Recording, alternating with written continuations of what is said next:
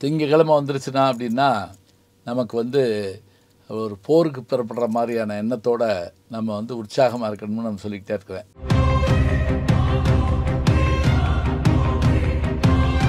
ஏங்க எந்த நேரமும் போர் வீரனாக இருக்கணுமா? ஒரு கவிதையை படிக்கப்படாதா? ஒரு பூவோட அழகை பார்க்கப்படாதா?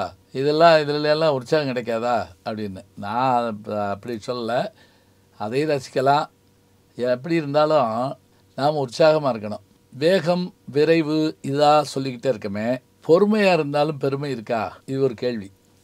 பொறுமைக்கு பெருமை உண்டா? உண்டு. எப்படி?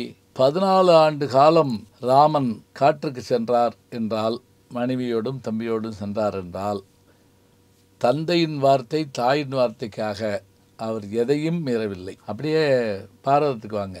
தர்மன் செய்த ஒரு சிறு பிழையால் அந்த சூதாட்டத்தில் தோற்றதுனால அவர்கள் வந்து காடு செல்ல வேண்டிய சூழல் வந்தது. அதுவும் அடிமையாக செல்ல வேண்டிய சூழல் வந்து மீண்டும் அந்த அடிமை தலையிலிருந்து மீட்டு கொண்டு தான் போக வேண்டும் என்று பாஞ்சாலி சொல்ல, மீண்டும் சூதாடி நாங்கள் அடிமை இல்லை ஆனால் காட்டுக்கு போகிறோம். 12 ஆண்டு காலம் காடு, ஓராண்டு காலம் மறைவாக வாழ்கிற வாழ்க்கை. அந்த ஓராண்டு காலம் மறைஞ்சு வாழ்கிறதுனா சாதாரணம் இல்லை. அதில் அவங்க கண்டுபிடிக்கப்பட்டாங்கன்னு வச்சுக்கோங்க. பாண்டவர்கள் நீங்கள் தான் அப்படின்னு கண்டுபிடிக்கப்பட்டாங்க. இவர்கள் தான் கண்டுபிடிக்கப்பட்டா மீண்டும் 12 ஆண்டு காலம் போடும். இப்போ இவர்களிடம் இருந்த பொறுமை இருக்குது பாருங்க. அதுலேயும் குறிப்பாக பாஞ்சாலி ஆகிய அந்த திரௌபதிக்கு விராட நாட்டு சேனாதிபதியாகிய கீசகனால் துன்பம் ஏற்பட அவன் அவள் மீது காமம் கொண்டு அவளை விரட்டி வந்து சபை நடுவே காலால் எட்டி உதைக்க அவள் கதறி எழுதபோது கங்கபட்டர் என்ற பெயரில் இருந்த தர்மனும் பலாயனன் என்ற பெயரில் இருந்த பீமனும் என்ன செய்வதென்றது அறியாமல் திகைக்க, கோபம் தலைக்கு ஏற பீமன் மரத்தை பிடுங்கி இவனை அடித்து விடலாமா என்று ஒரு மரத்தை பார்த்தபோது கங்கபட்டராகிய தர்மன் பீமனுக்கு குறிப்பால் ஒரு செய்தியை உணர்த்துகிறார்.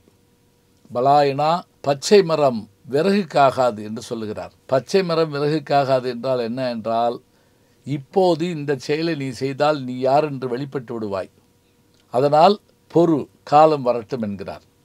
அதே போல் அன்று இரவே அவன் என்ன செய்தான்? மாறுவேடத்திலே சென்று அந்த கீசகனை பீத்தெறிந்து விடுகிறான், கைகால்கள் இல்லாமல். காலத்திற்காக பொறுத்திருத்தல். இதை காட்டில் இன்னொரு ஆச்சரியம் ஒன்று உண்டு. என்ன அப்படின்னா, இவர்கள் காட்டுக்கு புறப்படுற போது துரியோதனன் என்ன பண்ணுறான்? என்னைக்காவது பீமனால் தனக்கு ஆபத்து வரும்னு தெரிஞ்சு ஒரு இரும்பாலாகிய பொம்மையை பீமனோட அளவுக்கு செய்ய சொல்கிறான். செய்ய சொன்னதோடு மட்டும் இல்லாமல் தினசரி அந்த பொம்மையோட அவன் வந்து சண்டை போடுவானான். அந்த இரும்பு பொம்மையோட யார்? துரியோதனன். இது பீமன், இவன் ஒரு நாள் என்னோடு மோதுவான் என்று சொல்லி அந்த இரும்பு பொம்மையோடு 13 ஆண்டு காலமும் போராடுவானான். அது எதற்காக என்றால் அவனிடத்தில் தோற்றுவிடக்கூடாது என்பதற்காக. சரி, கடைசியாக போர்க்களத்தில் அவர்கள் எல்லோரும் இறந்து போக பாண்டவர்கள் போர் முடிந்து வந்தபோது கண்ணபரமாத்மாவுடன் வர, அப்போது அவர்களை எதிர்கொண்டு அழைக்கிறார்கள் திருதராஷ்டிரனும் காந்தாரியும் மற்றவர்களும். எல்லோரும் சென்று அவர்களுடைய பாதத்தை தொட்டு வணங்க, பீமன் எங்கே, பீமன் எங்கே என்று திருதராஷ்டிரன் கேட்கிறான். பீமா, அருகில் வா, உன்னை தழுவிக்கொள்ள வேண்டும் என்கிறான். உடனே பீமன் பெரியப்பா கூப்பிடுகிறார் என்று போனபோது கிருஷ்ண பரமாத்மா அவனை விலகச் சொல்லிவிட்டு, துரியோதனன் இத்தனை நாட்களாக போரிட்டு கொண்டதானே அந்த சிலையை அவன் அருகே நகட்ட, அந்த சிலையை ஆலிங்கனம் செய்து கொண்ட திருதராஷ்டிரன், இவன்தானே என் 100 மகன்களையும் கொன்றவன் என்று நினைத்து ஒரு வினாடியில் தன் 1000 யானை பலத்தோடு நொறுக்க அந்த இரும்பு பொம்மை நொறுங்கி போனதாம். ஐயோ, பீமனை கொன்று விட்டேனே என்று சொன்னவுடன் உடனே கண்ணன் சிரித்தபடி, இல்லை இல்லை, நீங்கள் இப்படி செய்வீர்கள் என்று தெரிந்துதான் நான் பீமனுக்கு பதிலாக இரும்பு பொம்மையை அனுப்பினேன் என்று சொல்லுகிறார். இதை வைத்து கொண்டுதான் சில நேரங்களிலே அரசியலிலே திருதராஷ்டிர ஆலிங்கனம் என்று ஒரு வார்த்தையை பயன்படுத்துவார்கள். திருதராஷ்டிர ஆலிங்கனம் என்றால் என்ன என்றால், மனதுக்கு பிடிக்காதவர்களை தழுவிக்கொள்ளுங்கிற போது உள்ளுக்குள்ளே வஞ்சம் இருக்குமாம். இவையெல்லாம் பாருங்கள், எப்போதாவது எதுவாவது நடக்கும் என்பதை தெரிந்து கொண்டு அதற்கு இப்போதே நாம் தயாராக இருந்து கொள்வது, அதுவரை பொறுமையாக இருப்பது.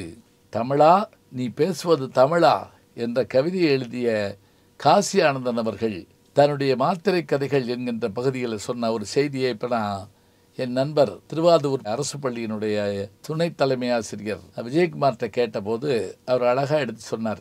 என்ன அப்படின்னா, ஒரு கூழாங்கல்லும் வைரக்கல்லும் இது ரெண்டுக்கும் இடையில் உரையாடல்.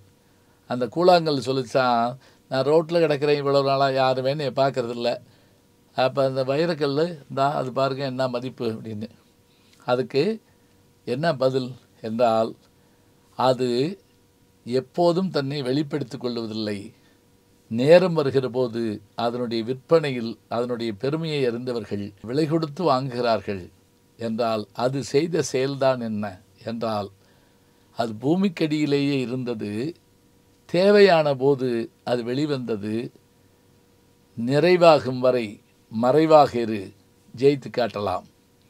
புராணங்கள் இதிகாசங்கள் எல்லாமே போரையும் வெற்றியும் மட்டுமில்லை, பொறுமையும் சொல்லித் தருகின்றன. காலம் வருகிற வரை காத்திருந்தால் எதனையும் சாதித்து காட்டலாம். சில நேரங்களில் அடுத்த நொடியில் சில மாற்றங்கள் வரும், ஆனால் அதற்கு முன்னாடி பல ஆண்டுகள் கூட ஆகலாம். அப்படி ஆனாலும் கூட அந்த நொடிக்காக காத்திருங்கள், அதனால் உங்களுக்கு வெற்றி கிடைக்கும். எனவே நிறைவாகும் வரை மறைவாக இரு. நல்ல செய்திகளை நாளும் சிந்திப்போம், நாளை சந்திப்போம். நாளும் நல்ல தமிழ் கேட்க முனைவர் ஞானசம்பந்தம் அவர்களின் கேளுங்கள். அவருக்கு மூத்த ஒரு ஞானசம்பந்தம் இருக்காரு, அதுவும் பிரமாமான தமிழ், அதையும் அவரே சொல்லுவார். கண்டிப்பாக கேளுங்க, நான் கேட்டுட்டு இருக்கேன். வணக்கம் அன்புக்குரிய யூடியூப் நேயர்களே, நீங்கள் இன்னும் என்னை நெருக்கமாக பின்தொடர வேண்டும் என்று சொன்னால் ட்விட்டர், இன்ஸ்டாகிராம், ஃபேஸ்புக் போன்ற சமூக வலைதளங்களில் பின்தொடர்ந்து வாருங்கள். நாம் முன்தொடர்ந்து செல்வோம்.